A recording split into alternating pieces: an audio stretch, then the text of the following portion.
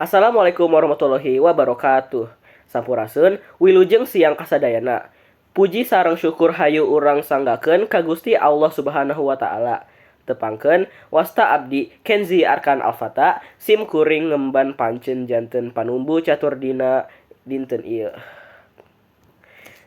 Jejer atanapi topik anu bade dibahas dina sawala dinten ieu. Nyaeta ngeunaan ngamumule budaya Sunda di sakola. Ieu topik teh kacida pentingna kanggo urang sadaya salaku siswa supados henteu hilap ka akar budaya sorangan.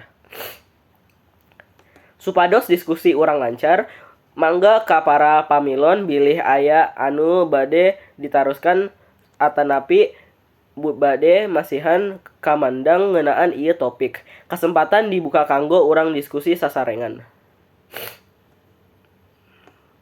Hatur nuhun kana perhatosana. Diskusi dinten ieu parantos ngahasilkeun pamikiran anu sae pisan. Janten kacindekana ngamumule budaya Sunda teh tanggung jawab urang sararea. Sim kuring minangka panumbu catur neda hapunten bilih aya kalepatan dina basa atanapi paripoleh. Wassalamualaikum warahmatullahi wabarakatuh. Hurip Sunda.